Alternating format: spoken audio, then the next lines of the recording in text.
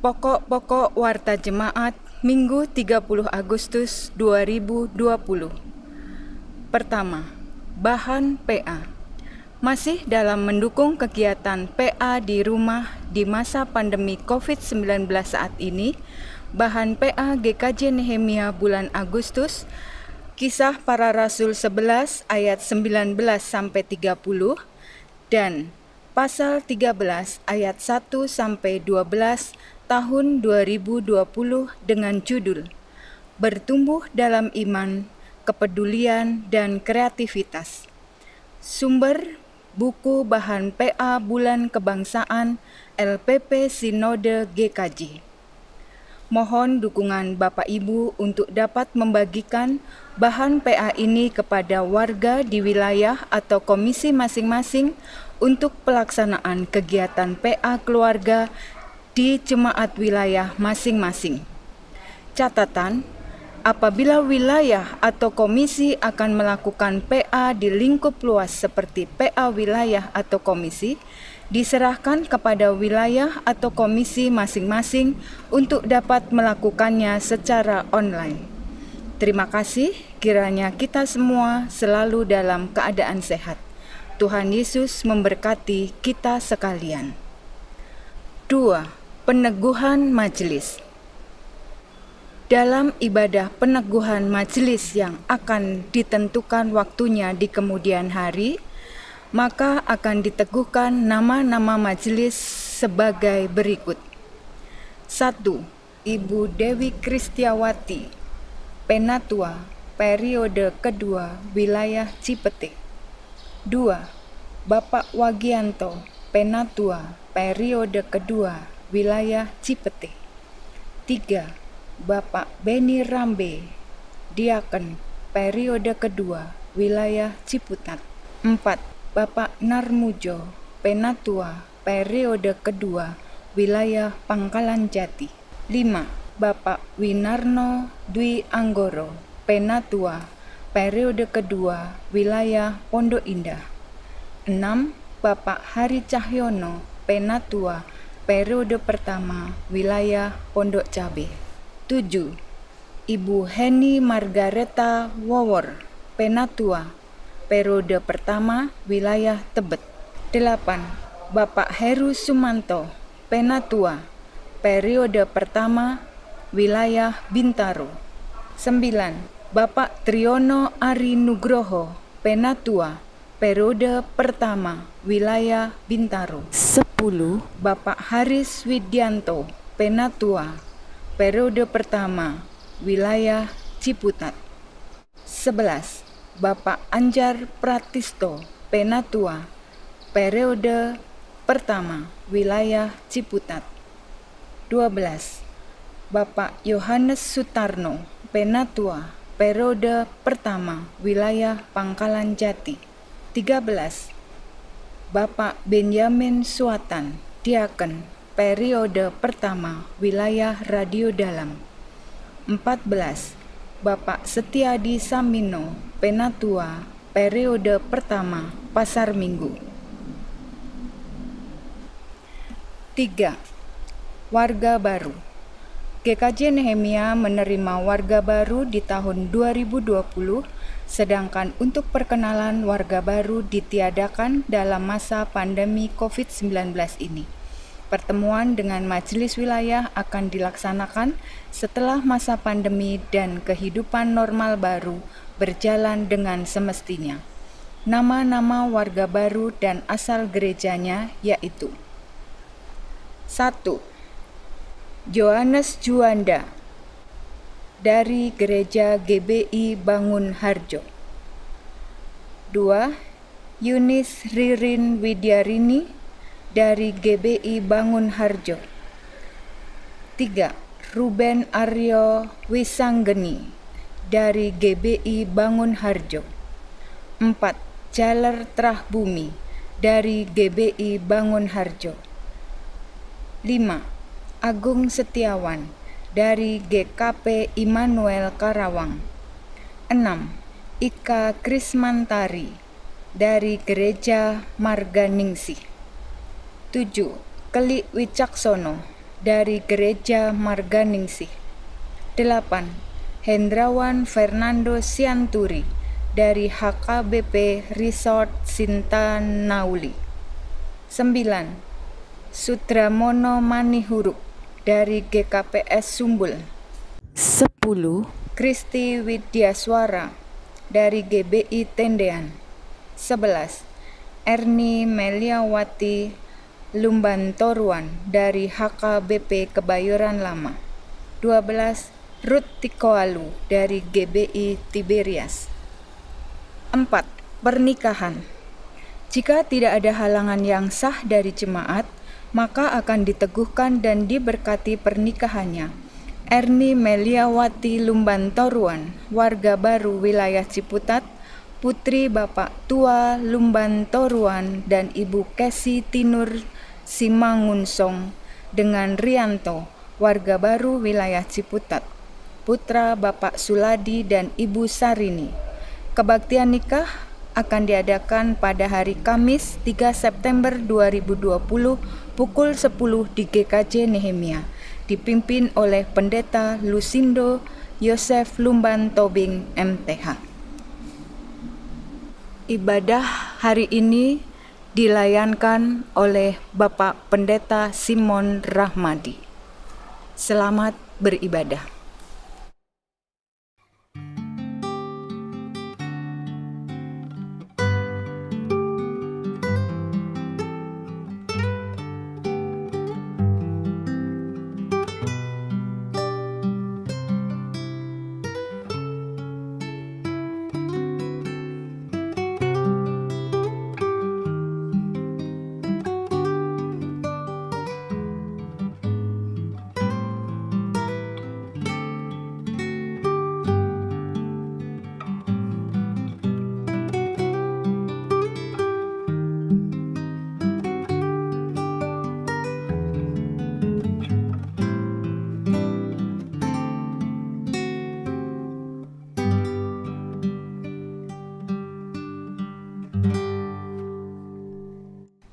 Umat yang dikasihi Tuhan, dalam ibadah keluarga saat ini, marilah kita bersama-sama menghayati ibadah ini dengan tekad untuk berkarya bersama Allah yang memerdekakan.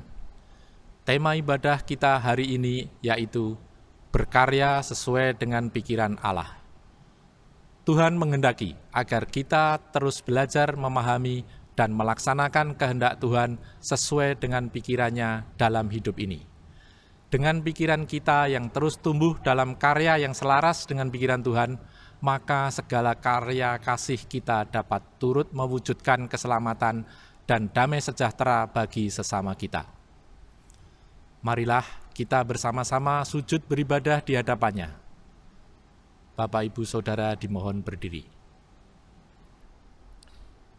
Ibadah minggu ini berlangsung dalam nama Allah Bapa, Anak, dan Roh Kudus. Amin.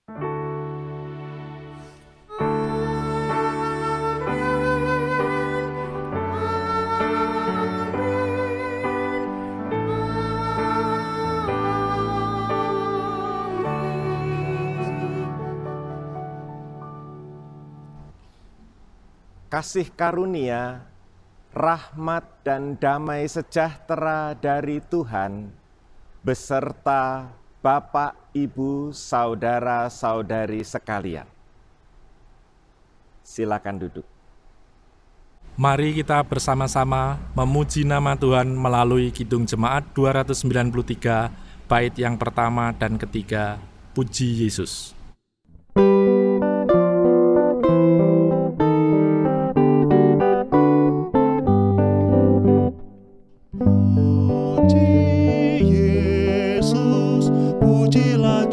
Selamat langit bumi maklumkan kasih-Nya.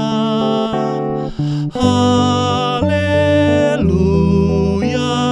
nyanyilah para malaikat, kuasa hormat berilah kepadanya. Selamanya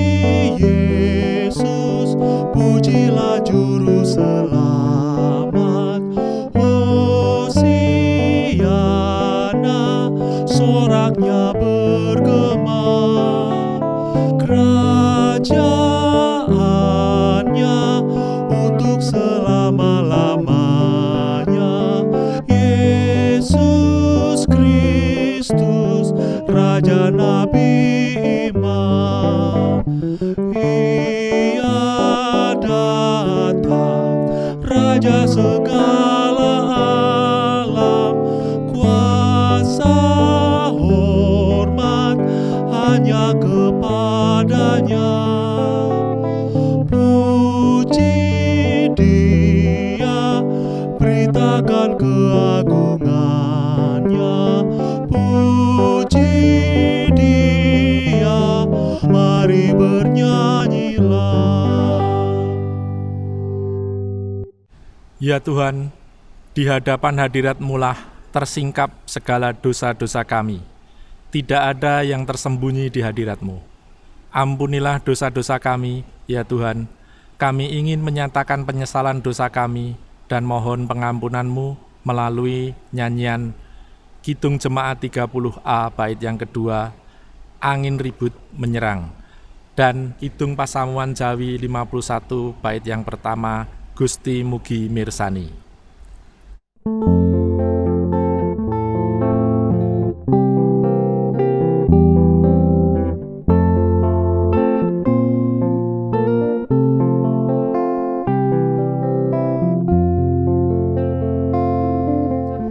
Hanya Tuhan sajalah perlindungan yang tentram. Berikan daku yang lemah, hatiku kuat dan tenang. Di Kau saja yang tetap, sumber pengharapanku. Biar aku Kau dekap di naungan sayap-Mu.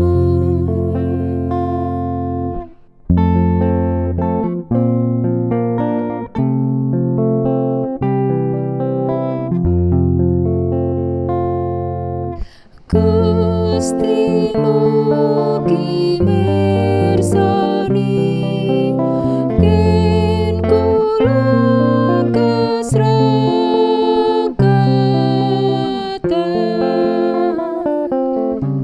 Kula mlajeng ring pundi, namung dhateng Pangeran. Nyuwun tulung Duh Allah, mugi nglanting kawula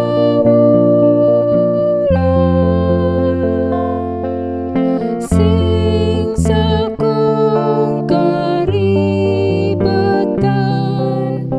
dimen pulih lecara.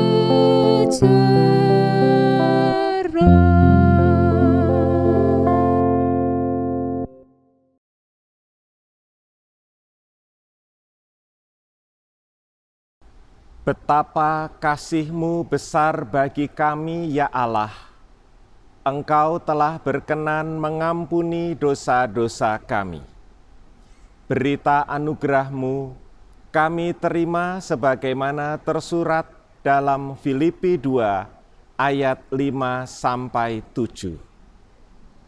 Hendaklah kamu dalam hidup-Mu bersama menaruh pikiran dan perasaan yang terdapat juga dalam Kristus Yesus, yang walaupun dalam rupa Allah tidak menganggap kesetaraan dengan Allah itu sebagai milik yang harus dipertahankan, melainkan telah mengosongkan dirinya sendiri dan mengambil rupa seorang hamba dan menjadi sama dengan manusia.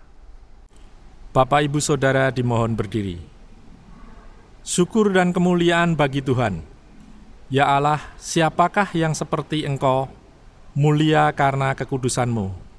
Biarlah kami selalu memuliakan Engkau, Mari kita nyatakan syukur atas anugerah dan kemuliaan Allah melalui nyanyian dari Kidung Jemaat 375 bait yang pertama, Saya Mau Ikut Yesus.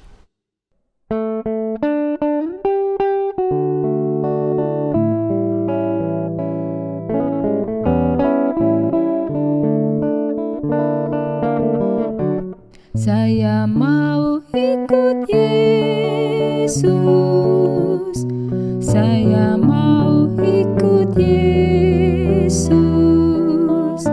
sampai selama-lamanya. Meskipun saya susah menderita dalam dunia, saya mau ikut Yesus sampai selama-lamanya.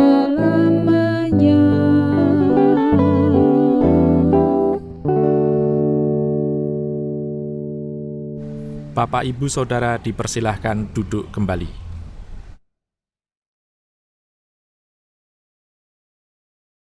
Bapak, Ibu, saudara-saudari semua, sebelum kita membaca dan mendalami firman Tuhan, marilah kita berdoa terlebih dahulu.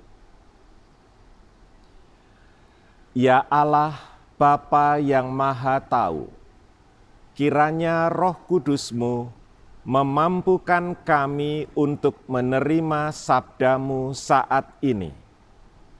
Sabda-Mu menuntun kami untuk memahami pikiran-Mu dan melakukan kehendak-Mu, bukan berdasarkan pikiran kami sendiri, melainkan pikiran-Mu. Di dalam nama Tuhan Yesus kami berdoa. Amin.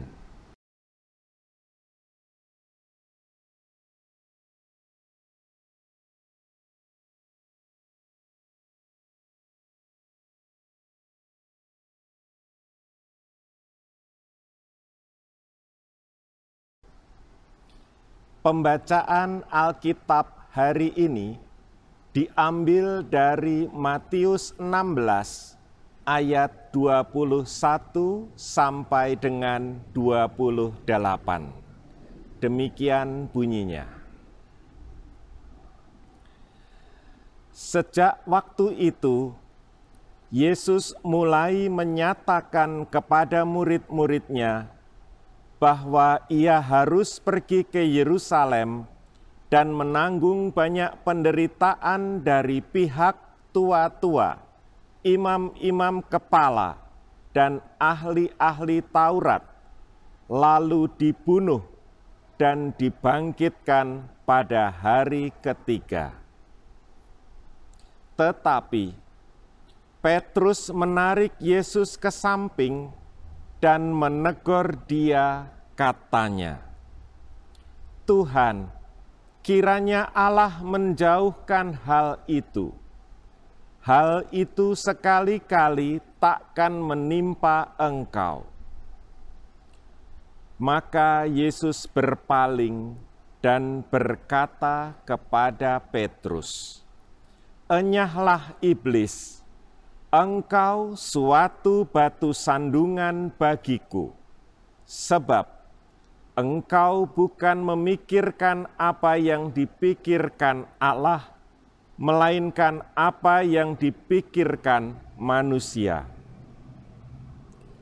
Lalu Yesus berkata kepada murid-muridnya, "Setiap orang yang mau mengikut Aku, ia harus menyangkal dirinya, memikul salibnya, dan mengikut Aku. Karena barang siapa mau menyelamatkan nyawanya, ia akan kehilangan nyawanya. Tetapi barang siapa kehilangan nyawanya karena Aku, ia akan memperolehnya. Apa gunanya seorang memperoleh seluruh dunia tetapi kehilangan nyawanya? Dan apakah yang dapat diberikannya sebagai ganti nyawanya?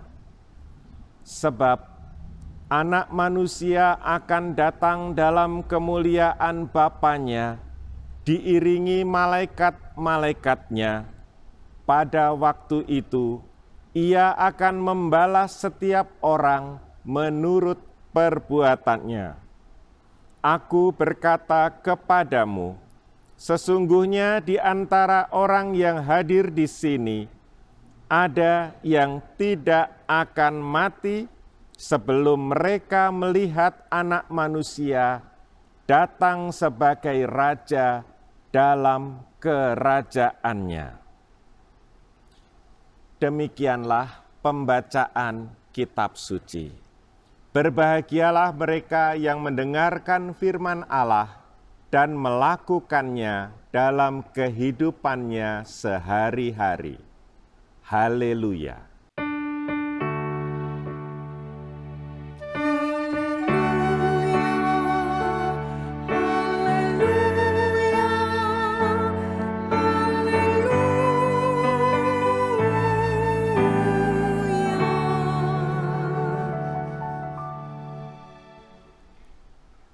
Bapak, Ibu, saudara-saudari yang terkasih, pada hari ini, hari Minggu tanggal 30 Agustus tahun 2020, kita beribadah dalam masa liturgi yang disebut Hari Minggu Biasa. Arti kata biasa di sini adalah saat di mana kita menjalani rutinitas hidup sehari-hari. Di tengah rutinitas itu, pikiran kita biasanya bergerak menurut program harian yang terpasang di dalam diri kita masing-masing. Bagi yang masih sekolah misalnya, program hariannya adalah mengikuti pelajaran yang sudah terjadwal. Bagi yang sudah bekerja, program hariannya adalah mengejar target, hasil, dan keuntungan yang digariskan oleh perusahaan, misalnya. Bagi yang masih belum mendapatkan pekerjaan, program hariannya adalah mencoba menggabungkan diri dengan jaringan-jaringan kegiatan ekonomi yang terselenggara di dalam masyarakat. Bagi kita semua yang menjalani rutinitas hidup sehari-hari, pikiran kita bergerak menurut program harian yang kerap kali tidak sempat kita periksa dengan teliti. Program harian itu menjadi seperti arus hidup yang menghanyutkan kita setiap hari. Kali ini kita hendak memeriksa kualitas program harian itu yang menggerakkan rutinitas hidup kita. Kita bertanya, apakah program harian kita diisi oleh pikiran Allah atau diisi oleh pikiran manusia kita sendiri? Jika diisi oleh pikiran Allah, program harian kita akan ditandai dengan hadirnya kedamaian batin.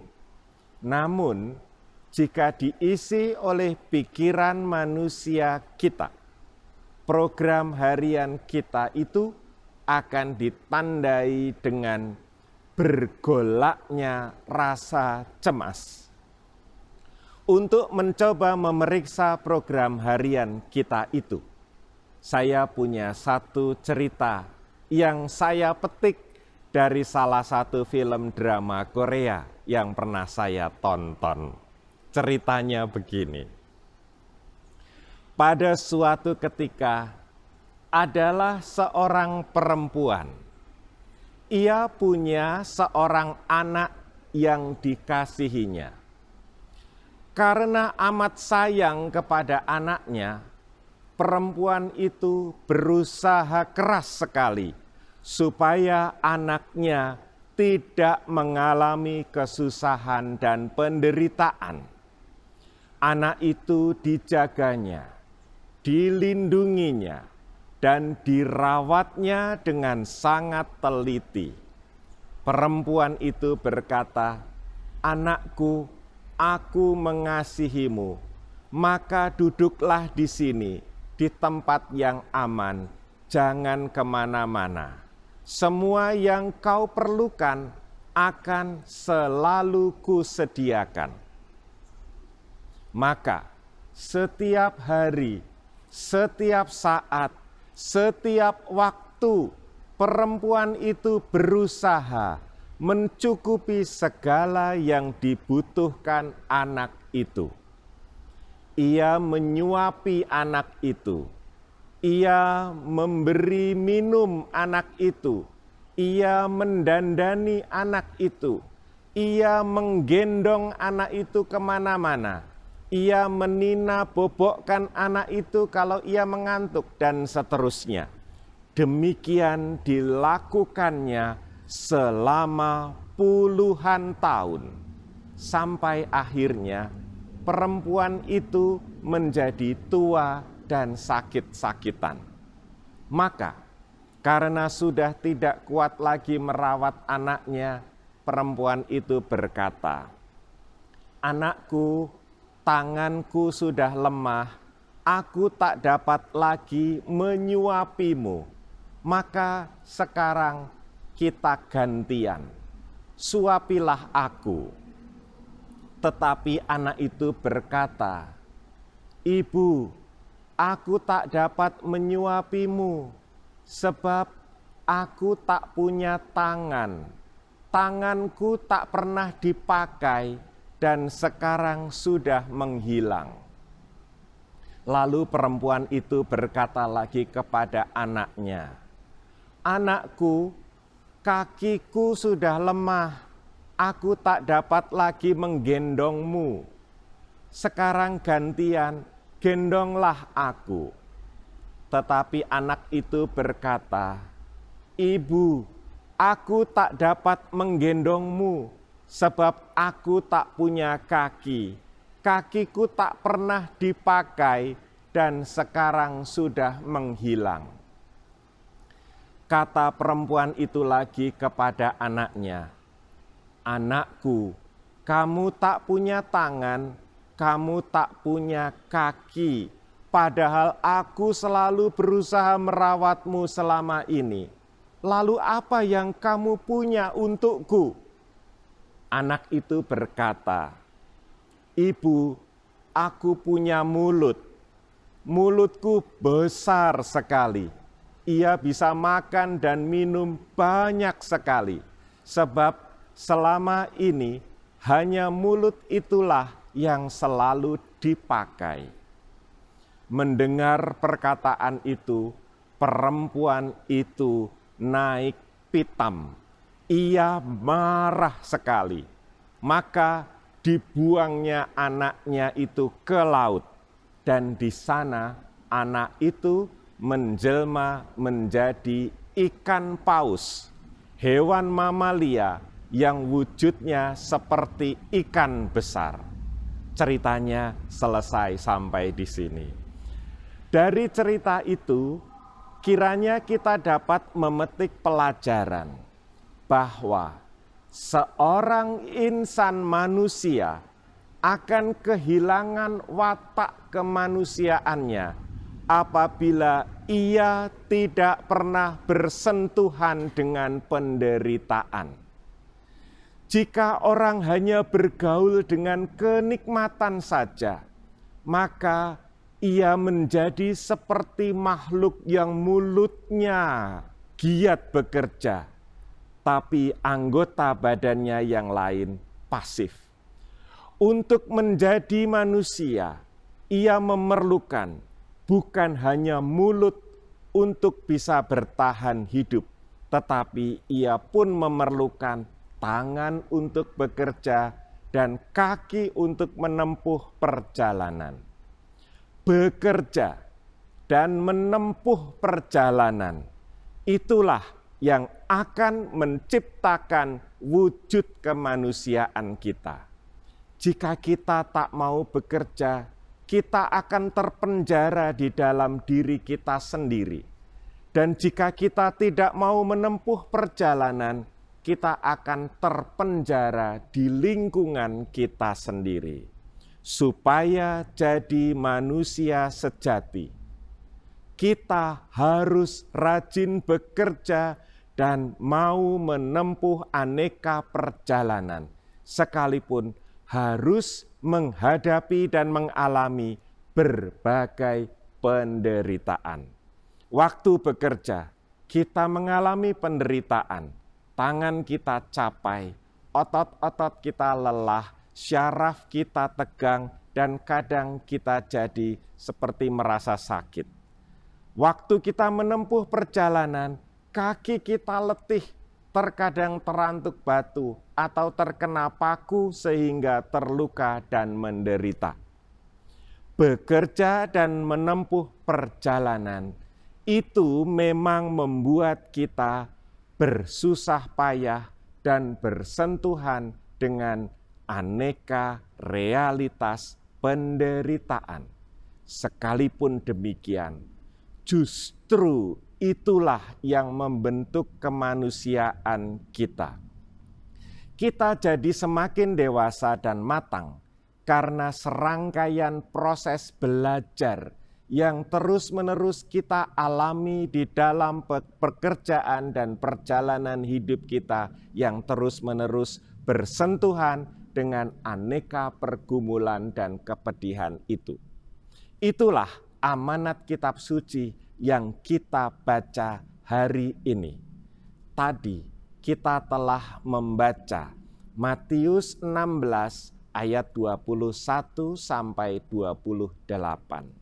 Di sana kita melihat Tuhan Yesus menegur Simon Petrus. Mengapa Tuhan menegur Petrus?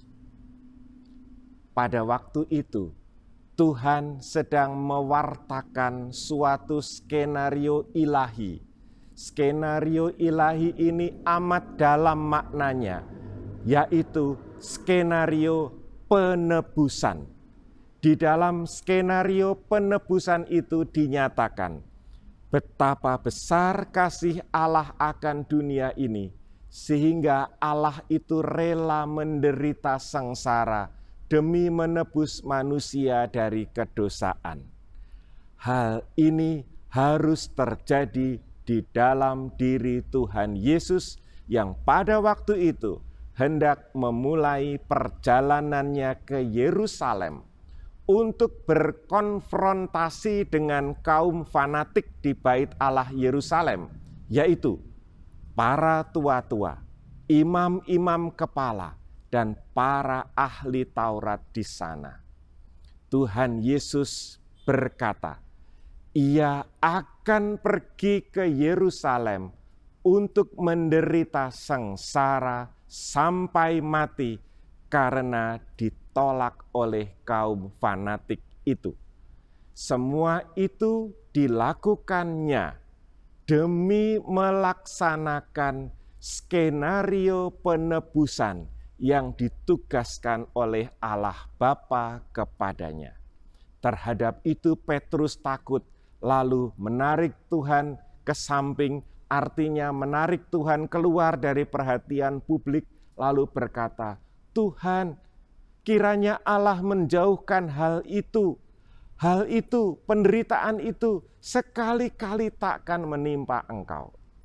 Petrus tidak ingin melihat Tuhannya mengalami pengalaman dilukai dan dibunuh oleh musuh-musuhnya. Petrus mengira cara terbaik untuk mengasihi Tuhan Yesus adalah dengan menjauhkannya dari sengsara dan kematian. Sebab menjauhi sengsara dan kematian, itulah yang selama ini menjadi program harian di dalam hidup Petrus dan di dalam hidup orang pada umumnya.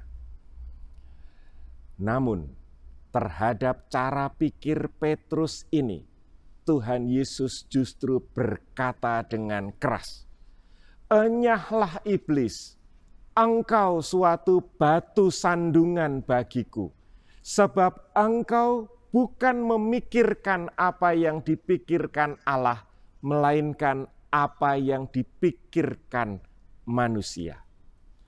Cara berpikir yang sifatnya anti sengsara memang kelihatannya baik, tetapi sesungguhnya cara pikir itu keliru. Cara berpikir yang sifatnya anti sengsara itu adalah seperti sikap si ibu dalam dongeng yang tadi kita dengarkan bersama itu. Si ibu dalam dongeng itu berusaha menjauhkan anaknya dari kesengsaraan, tapi justru dengan demikian menghancurkan kemanusiaannya. Jika kita memperhatikan sejarah hidup manusia, kita akan melihat banyak sekali peperangan, banyak sekali penderitaan yang terjadi di mana-mana. Tidak ada satu bangsa pun yang tidak pernah mengalami konflik, perang, sakit, dan penderitaan.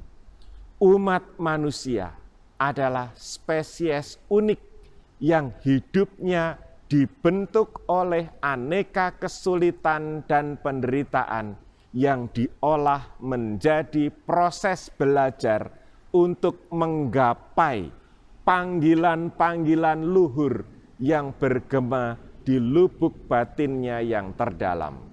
Itulah sebabnya, kalau kita mau hidup sebagai manusia, kita mesti berani mengalami banyak kesusahan dan penderitaan. Saudara-saudari, Bapak, Ibu yang terkasih, ketika belum matang, Simon Petrus takut menderita. Bahkan Simon Petrus pun akhirnya menyangkal Kristus yang pada waktu itu tengah memulai jalan salib sengsaranya. Akan tetapi, kelak ketika iman Petrus semakin matang, ia akhirnya menjadi martir yang perkasa. Simon Petrus rela mati demi mengakui imannya akan Kristus. Dan Petrus akhirnya menjadi pemimpin para rasul yang berani menderita supaya Injil didengar oleh banyak orang. Oleh sebab itu, kita pun dipanggil untuk menjadi seperti Petrus itu. Marilah kita terus belajar di tengah rutinitas hidup kita, supaya iman kita terus berkembang dan semakin dirasuki, dipenuhi oleh Roh Kudus yang penuh kelembutan. Saya ingin menutup khotbah ini dengan sebuah pantun. Sawah ladang di pinggir rel kereta, para petani hidup di desa. Allah terkadang menghadirkan derita supaya umatnya semakin berani dan jadi perkasa. Dalam nama Tuhan Yesus Kristus. Amin.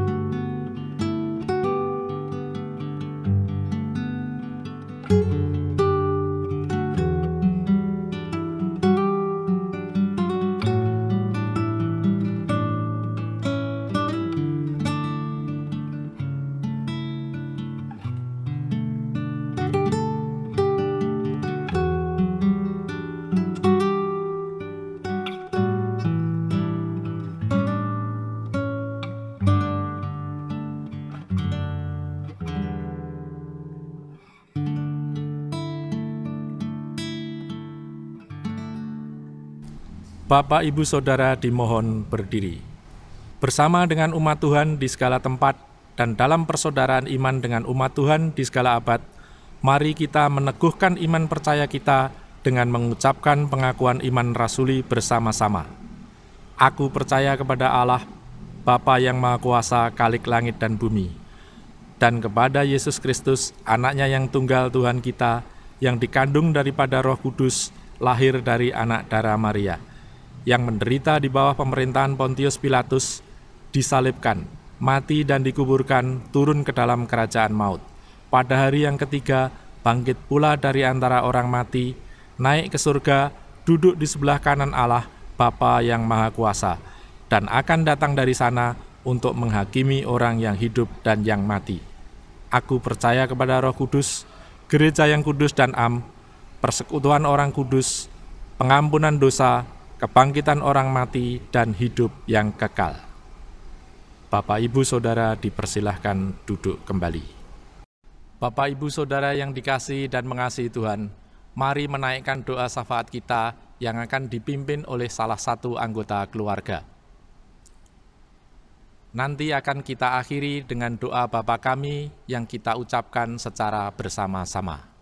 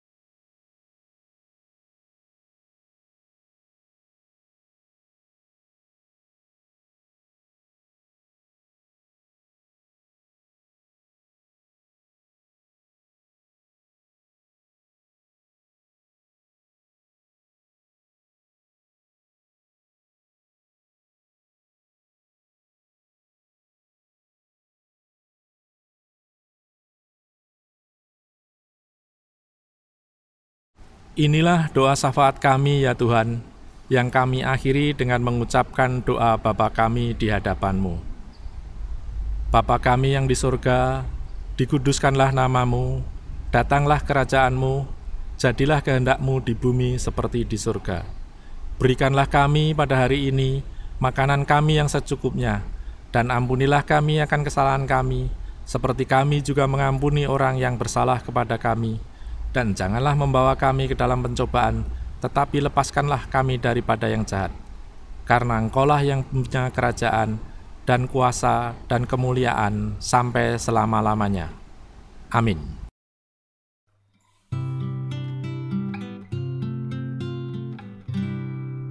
Bapak, Ibu, Saudara yang terkasih, persembahan yang dikumpulkan oleh masing-masing keluarga mohon dimasukkan dalam amplop dan direkatkan untuk diserahkan ke gereja. Persembahan juga dapat ditransfer ke rekening GKJ Nehemia di Bank Mandiri Cabang Pondok Indah dengan nomor rekening 101 008 1049 106. Nama akun Gereja Kristen Jawa Nehemia. Jika ada kesulitan dengan transfer, Ibu Bapak, Saudara dapat menghubungi Majelis GKJ Nehemia. Untuk doa persembahan, silahkan nanti dipimpin oleh salah satu anggota keluarga.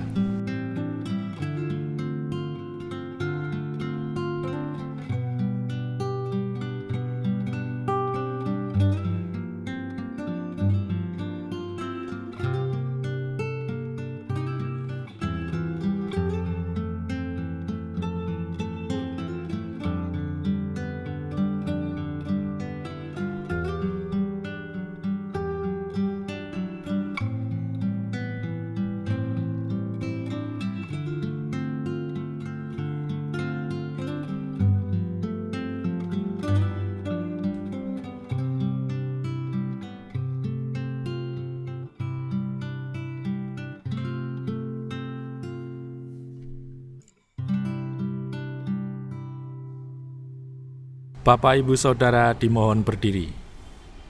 Umat yang dikasihi dan mengasihi Tuhan, mari kita menyanyikan lagu pengutusan dari Kidung Jemaat 376, bait pertama dan kedua, Ikut Dikau Saja Tuhan. Setelah berkat Tuhan dilayankan, kita akan menyanyikan kembali Kidung Jemaat 376, bait yang keempat.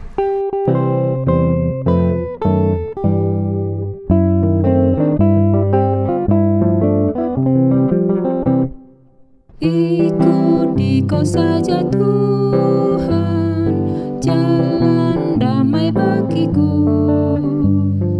Aku selamat dan sentosa hanya oleh darah-Mu. Aku ingin ikut Dikau dan mengabdi padamu. Dalam Dikau Juru Selamat, ku bahagia penuh.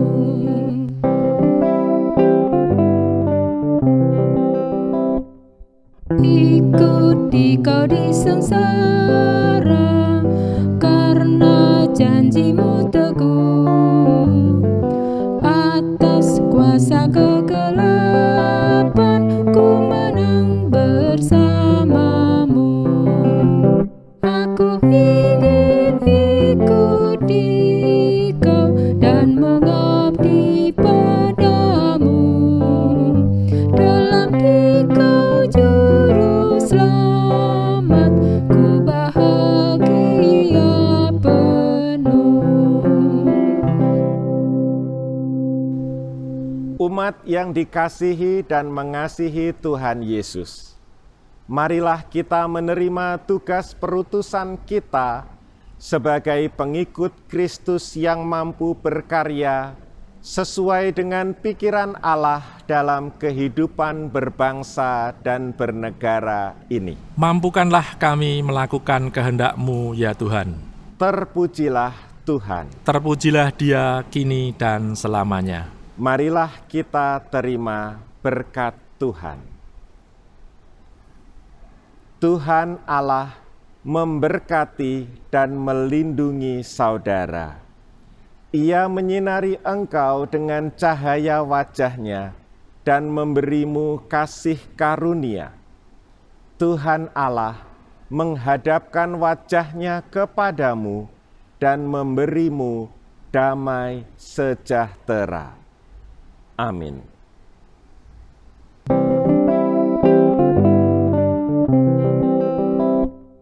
Ikut dalam kesucian, lahir batin yang bersih. Aku rindu mengikuti suri yang Engkau beri. Aku ingin ikut Dikau dan mengabdi padamu. Dalam Dikau Juru Selamat, ku bahagia penuh. Bapak Ibu Saudara yang dikasihi dan mengasihi Tuhan, ibadah telah selesai. Bapak Ibu Saudara dipersilahkan duduk dan mengambil waktu untuk saat teduh. Majelis Gereja Kristen Jawa Nehemia mengucapkan selamat hari Minggu. Walaupun kita belum bisa memulai ibadah di gereja, mari tetap sukacita dan tetap mematuhi protokol kesehatan dalam masa adaptasi kebiasaan baru ini. Tetap bersyukur, tetap ibadah keluarga di rumah masing-masing, dan selalu menjaga kesehatan. Tuhan Yesus memberkati kita semua. Amin.